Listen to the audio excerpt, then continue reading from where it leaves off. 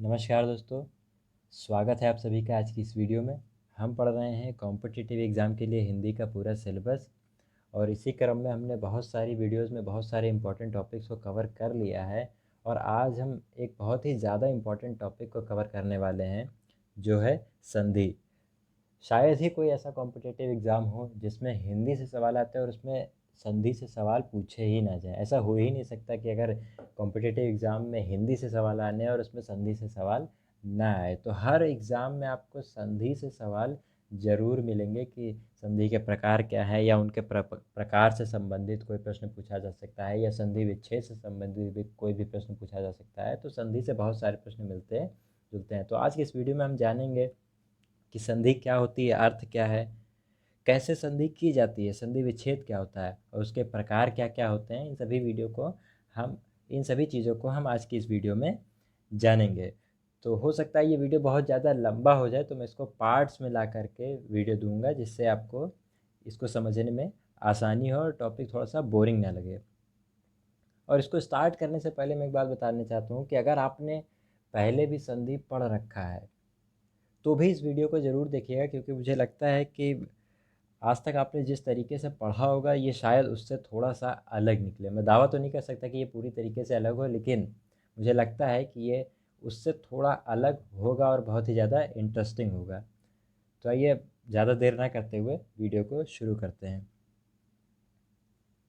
तो सबसे पहले हम जानते हैं कि संधि है क्या। कोई नपी तुली हुई परिभाषा जानने की ज़रूरत नहीं है, सीधा से आसान भाषा में समझते हैं कि संधि है क्या।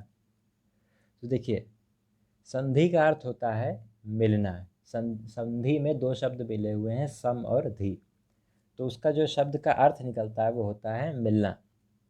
संधि का अर्थ होता है मिलना। संस्कृत में संधि के बिना कोई काम नहीं चलता। जैसा कि आप जानते हैं कि संस्कृत हमारी आदि भाषा रही है, संस्कृत में ही विकार होकर के हमारी भाषा हिंदी बनी है। तो क्योंकि संस्कृत में भी संधि का प्रयोग किया जाता था, या संस्कृत में ही बहुत ज़्यादा प्रयोग किया जाता है। आपने देखा होगा संस्कृत में बहुत बड़े बड़े शब्द मिलते हैं, तो वो बड़े बड़े शब्द कोई एक शब्द नहीं है, बल्कि वो अलग अलग शब्दों को संधि करके जोड़ा गया है, इसलिए वो बड़ा शब्द बना है। इसीलिए हमको संस्कृत के शब्द पढ़ने में कठिनाई होती है, क्योंकि उसके अंदर संधि का प्रयोग बहुत ज़्यादा होता है। कई सारे वर्ड्स को एक साथ मिला करके एक नया शब्द बनाया जाता है, इसलिए हमें लगता है कि संस्कृत के शब्द बहुत बड़े बड़े होते हैं, बल्कि बड़े नहीं होते हैं। वो अलग अलग शब्दों को जोड़ करके, यानी संधि कर करके एक बड़ा शब्द बनाया गया होता है। तो अगर आप संधि करना जानते हैं तो संस्कृत को बड़ी आसानी से पढ़ सकेंगे। खैर, आगे बढ़ते हैं। संस्कृत की व्याकरण की बहुत पुरानी परंपरा है संधि। शब्द रचना में भी संधियाँ काम करती हैं। अगर आपने मेरा शब्दों के प्रकार वाला वीडियो पढ़ा होगा तो उसमें हमने एक शब्द पढ़ा था, यौगिक शब्द होते हैं, योग रूढ़ शब्द होते हैं। तो यौगिक और योग रूढ़ शब्दों का निर्माण तो तभी संभव है ना, जब हम संधि कर पाएंगे। जब हम संधि करके दो शब्दों को मिला पाएंगे तभी तो हम यौगिक और योग रूढ़ शब्दों को बना पाएंगे। तो अगर आपने वो शब्द वाला वीडियो नहीं देखा है तो उसको देख लीजिएगा, डिस्क्रिप्शन में आपको लिंक मिल जाएगा। तो जब दो शब्द मिलते हैं, अब ये पूरा पैराग्राफ बड़ी ध्यान से पढ़ने वाला है। जब दो शब्द मिलते हैं तो पहले शब्द की अंतिम ध्वनि, यहाँ पे मैंने ध्वनि शब्द को हाईलाइट कर रखा है, क्योंकि ये ध्वनि क्या चीज़ है इसको भी मैं आगे बताने वाला हूँ। इसको अगर समझ लिया, इस ध्वनि को क्या है, ये ध्वनि कैसे काम करती है शब्द में, अगर ये चीज़ समझ लिया तो संधि का पूरा खेल ही आसान हो जाएगा। इसीलिए मैंने इसको हाईलाइट कर रखा है। तो जब दो शब्द मिलते हैं तो पहले शब्द की अंतिम ध्वनि, दो शब्द मिलते हैं तो पहले शब्द की अंतिम ध्वनि और दूसरे शब्द की पहली ध्वनि, यानी पहले शब्द का जो भी पहला शब्द होगा उसका आखिरी हिस्सा और दूसरे शब्द का पहला हिस्सा, पहले शब्द की आखिरी ध्वनि और दूसरे शब्द की पहली ध्वनि मिलकर जो परिवर्तन लाती है उसे हम संधि कहते हैं। तो यानी दो चीज़ें मिलती कौन कौन सी है, पहले शब्द की अंतिम ध्वनि और दूसरे शब्द की पहली ध्वनि। ये दो चीज़ें हैं जो आपस में मिलती हैं। पहले शब्द की अंतिम ध्वनि, दूसरे शब्द की पहली ध्वनि आपस में मिलकर जो परिवर्तन लाती हैं उसे संधि कहते हैं। संधि किए गए शब्द को अलग अलग करके पहले की तरह करना है संधि विच्छेद कहलाता है। यानी मान लिया हमने कोई दो शब्द लिए, उनको संधि किया और एक नया शब्द बना दिया, फिर जब हम उस शब्द को वापस तोड़ के उन दो भागों में यानी पहले जैसा कर देते हैं तो उसको हम संधि विच्छेद कहलाते हैं। यानी दो शब्दों को मिलाना संधि कहलाता है और उनको तोड़कर पहले जैसे कर देना संधि विच्छेद कहलाता है। अर्थात जो दो शब्द जब आपस में मिलकर कोई तीसरा शब्द बनाते हैं तो जो परिवर्तन होता है उस परिवर्तन को हम क्या कहते हैं? संधि कहते हैं। साधारण भाषा में कहें तो दो वर्णों के मेल को हम संधि कहते हैं, यानी दो शब्द मिलकर के नया शब्द बना देते हैं तो उनको हम संधि कहते हैं। यही चीज़ हमने समास में भी पढ़ी थी कि दो शब्द मिलकर के कोई नया शब्द बनाते हैं, लेकिन संधि और समास में इतना ये अंतर है कि संधि में पूरे दो शब्द मिल जाते हैं, लेकिन समास में दो ध्वनियाँ मिलती हैं, अंतिम ध्वनि और पहले की ध्वनि आपस में मिलती है। तो आगे जब हम जानेंगे कि संधि कैसे होती है तो फिर आपको संधि और समास के बीच का अंतर बहुत ही आसानी से समझ में आ जाएगा। तो अब आगे हम बढ़ते हैं, क्योंकि अभी हमने हाईलाइट कर रखा है ध्वनि को, तो अब हम समझेंगे कि ये ध्वनि क्या है, शब्द में क्या होती है ध्वनि और संधि होती कैसे है। अब हम ये समझेंगे, ये बहुत ही ज़्यादा इंपॉर्टेंट होने वाला है। अगर ये चीज़ समझ लिया आपने तो आपको संधि के प्रकार वगैरह और कैसे संधि करनी है कुछ भी करने में कभी भी प्रॉब्लम नहीं आएगी अगर आपने ध्वनि को जान लिया। तो आइए जानते हैं कि ध्वनि क्या है। तो जानते हैं कि ध्वनि क्या है। तो अगर आपने मेरा हिंदी वर्णमाला का वीडियो देखा होगा तो मैंने उसमें आपको स्वर और व्यंजन बताए थे क्या होते हैं।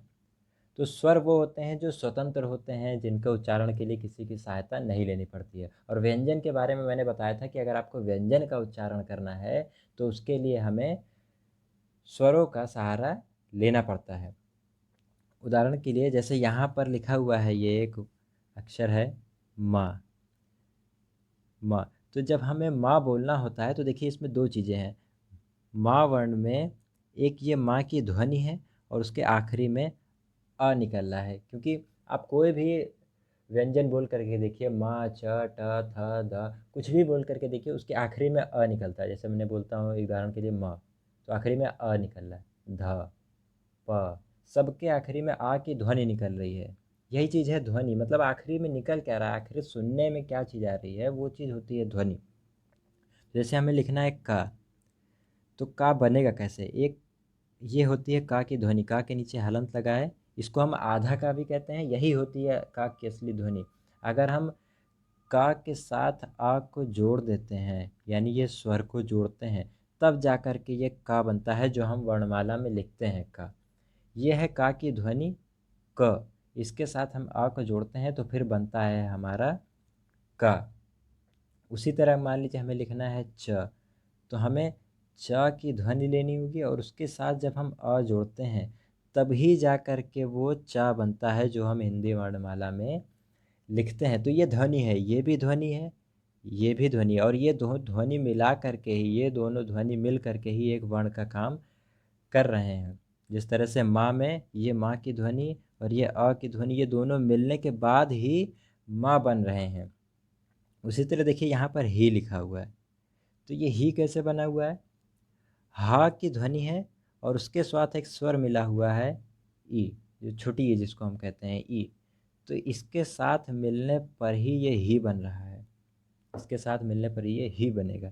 और अगर हमें सिंपली ह लिखना है तो हमें लिखना होगा ह, और उसके साथ हम जब अ मिलता है तभी ये ह बनता है। तो अगर साधारण भाषा में हम कहें अगर ह लिखा हुआ है तो इसका मतलब इसके अंत में अ है।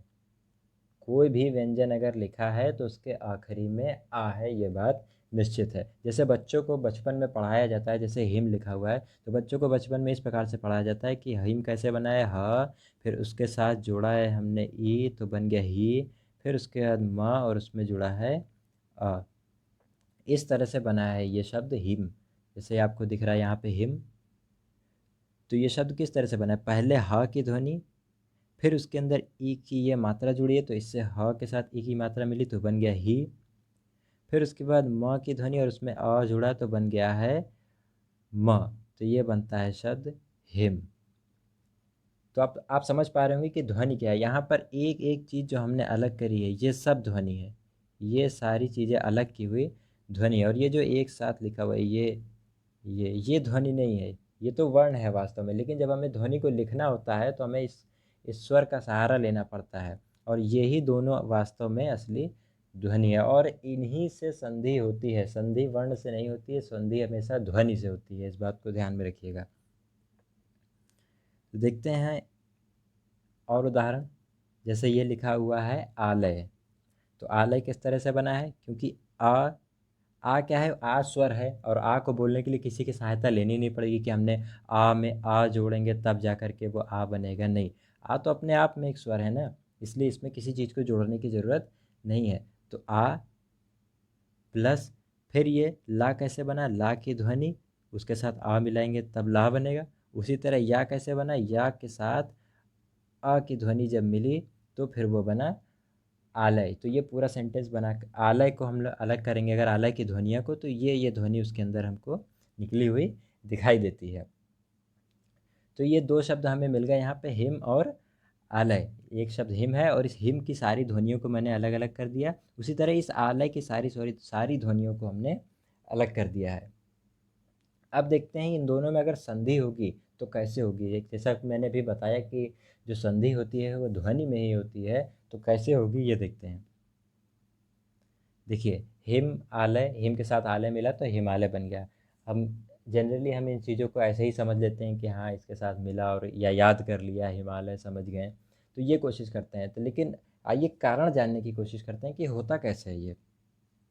तो देखिए ऊपर मैंने हिम और आलय लिखा था और उसकी संधि लिखी थी, यहाँ नीचे मैंने हिम और आलय की ध्वनि को लिखा हुआ है और ये देखने की कोशिश करते हैं कि संधि होती कैसे है। तो देखिए यहाँ पर उसकी हिम की ध्वनि है ह ई म अ, उसी तरह आलय की अ ल अ य अ, ये उसकी ध्वनियाँ हैं। अब इसमें हम करेंगे संधि। तो देखिए अगर हमें दो चेन को जोड़ना है, देखिएगा समझिएगा, मान लीजिए एक चेन ये है, एक चेन इधर से ये है। अगर इन दोनों चेन को हमें जोड़ना है आपस में, तो हमें इस हिस्से को यानी इस कड़ी को और इस कड़ी को, यानी कि पहले वाली जो चेन है उसकी आखिरी कड़ी को और दूसरे वाले की पहली कड़ी को, इन दोनों को आपस में जोड़ देंगे हम जैसे ही, तो ये पूरी चेन आपस में जुड़ जाएगी। सिर्फ यहाँ बीच में यानी कि पहले वाले की आखिरी कड़ी और दूसरे वाले की पहली कड़ी को अगर हम जोड़ दें तो पूरी चेन जुड़ जाएगी। इस बात से फ़र्क नहीं पड़ता कि दोनों चेन कितनी बड़ी हैं और कितनी बड़ी नहीं है, इस बात से बिल्कुल भी फ़र्क नहीं पड़ता है।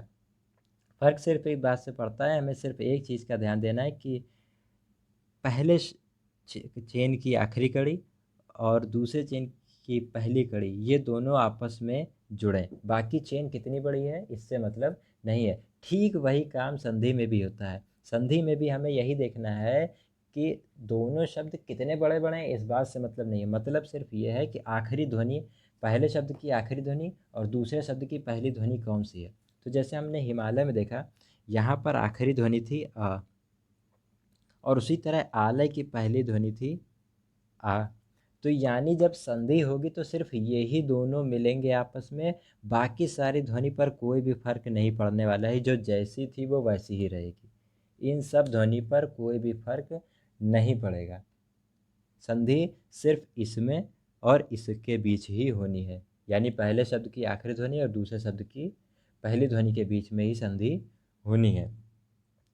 तो अब देखिए यहाँ पर ये इन दोनों शब्दों को मिला करके एक नया ध्वनि बनी है, शब्द नहीं ध्वनि, यानी पहले शब्द की आखिरी ध्वनि अ, दूसरे शब्द की पहली ध्वनि आ, इन दोनों को मिला करके बन गया है आ। अब ये इन दोनों को मिला करके आ कैसे बना है, ये जब हम संधि के प्रकार पढ़ेंगे तो सब समझ जाएंगे। फिलहाल ये समझिए कि इन दोनों को ही मिला करके आ बना है, क्योंकि अभी हमें सिर्फ ये समझना है कि संधि होती कैसे है।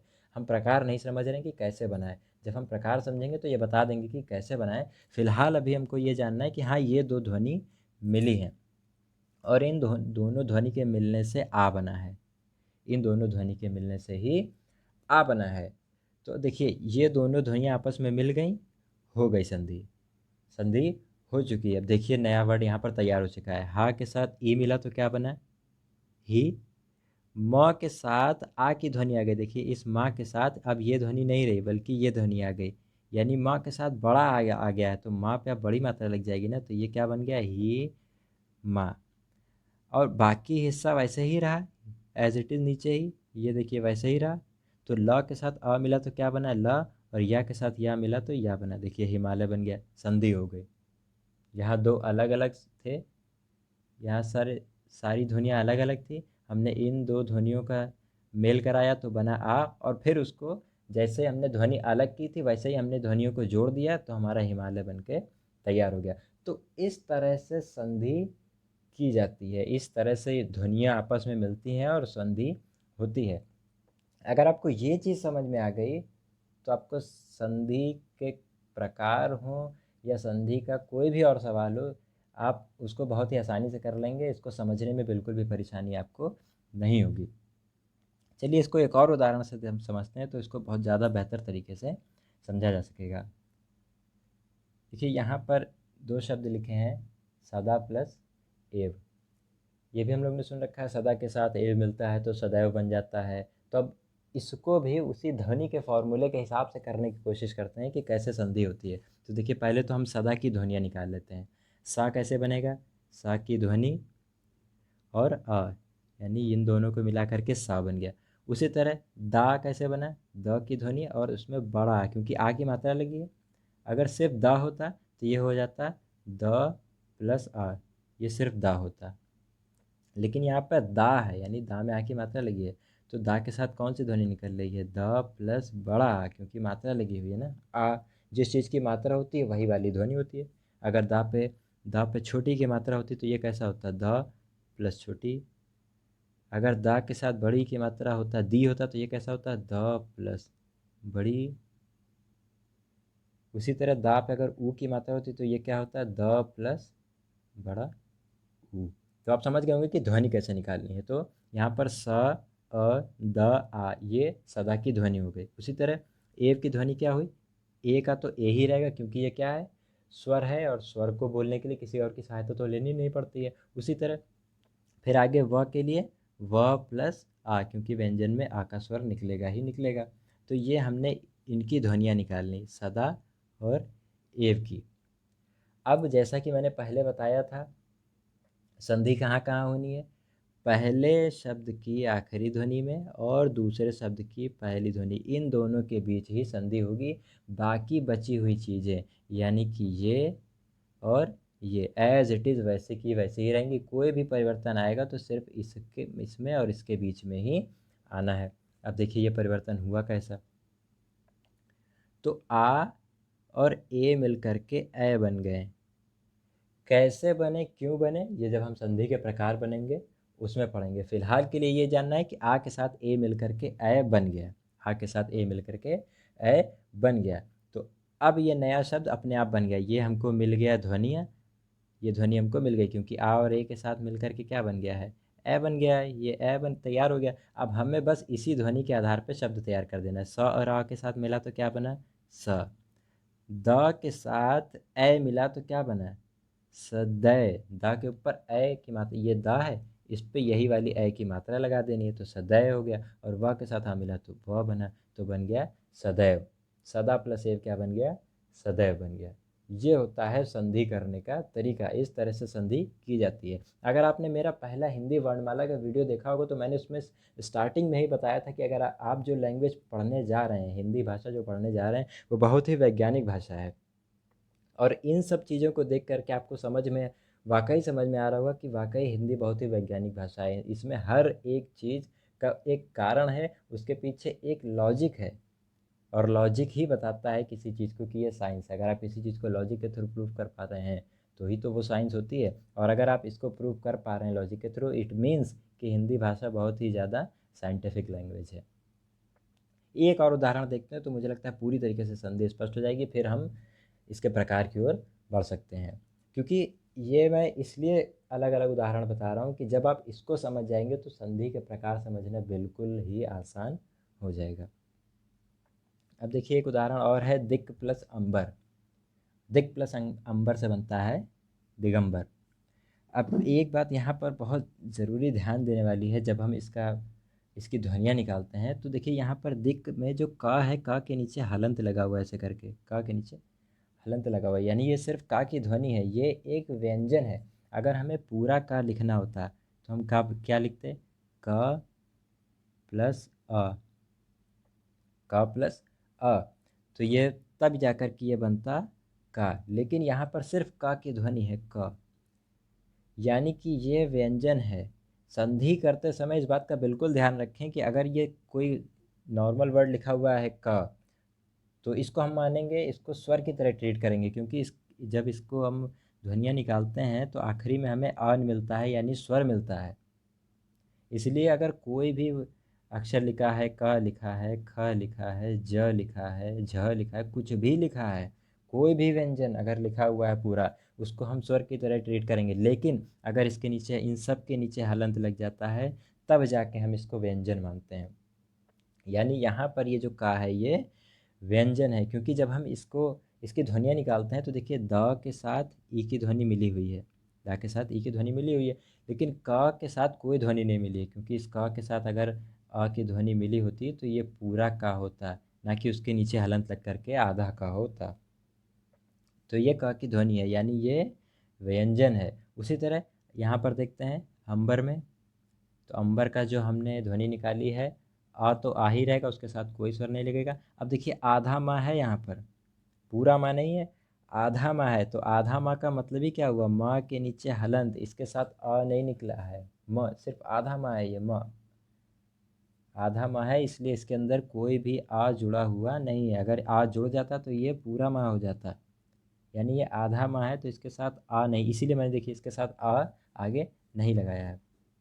तो अ म, फिर ब के लिए ब के साथ आ लगा है, और र के लिए र की ध्वनि के साथ आ लगा है, तो ये तैयार हुआ अंबर का ध्वनिया। ये दिक की ध्वनिया हो गई, ये अंबर की ध्वनिया हुई। अब आपको, मुझे पता है कि आप समझ गए होंगे कि अब जो संधि होनी है वो किसके बीच होनी है, पहले वाले के आखिरी ध्वनि और दूसरे वाले की पहली ध्वनि, यानी इस का और आ के बीच ही संधि होने वाली है। हाँ, ये हो सकता है कि अब आपको ये नहीं पता है कि ये क और अ मिलकर के क्या बनने वाले हैं, ये आपको नहीं पता होगा, लेकिन आप ये ज़रूर समझ गए होंगे कि हाँ ये दोनों मिलने वाले हैं। तो देखिए ये मिल करके बनेंगे क्या, ये मिल करके बन जाएगा ग। यहाँ पर ये का और आ मिल करके गा बनेंगे। ये कैसे बना है, कि जब हम इसके प्रकार पढ़ेंगे तो मैं आपको ये भी समझा दूंगा कि ये कैसे कैसे बनते हैं। फिलहाल के लिए का और आ के मिल करके गा बने हैं, और जैसे ही ये दोनों गा मिल गए, बाकी की बची हुई चीज़ें वैसे ही आ गई नीचे, इधर भी बाकी की बची हुई चीज़ें वैसे ही नीचे आ गई। तो अब हमारे पास ये हमको नई ध्वनि मिल करके तैयार हो गई। अब इस नई ध्वनि के आधार पर, इस नई ध्वनि के आधार पर हम अपना संधि किया हुआ शब्द बना सकते हैं।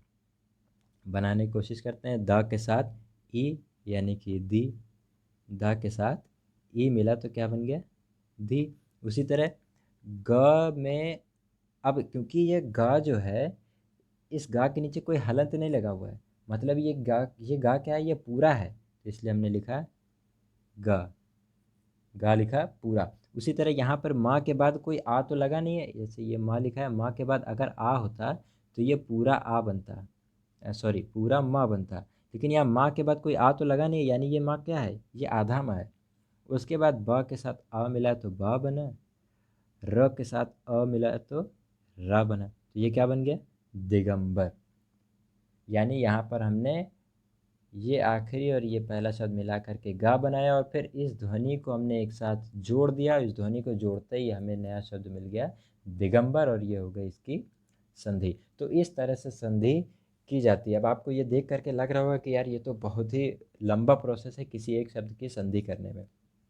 तो ये लंबा प्रोसेस सिर्फ आपको समझाने के लिए किया था कि आखिर ये संधि होती कैसे है। जब आप इस चीज़ को समझ जाएंगे, एक बार उसके प्रकार को समझ जाएंगे, तो फिर आप संधि बहुत आसानी से कर लेंगे, या देखेंगे, देखते ही बता देंगे कि इसमें कौन सी संधि है और कैसी संधि है। ये सिर्फ एक प्रोसेस है जिससे आपको ये पता चल सके कि आखिर संधि होती क्या है। संधि, हमने संधि पढ़ी, उसके प्रकार देखे और रट लिए, ये कोई तरीका नहीं होता। इस तरह से जब आप समझेंगे चीज़ों को, तो ये चीज़ें हमेशा के लिए याद आपके लिए रह जाएंगी।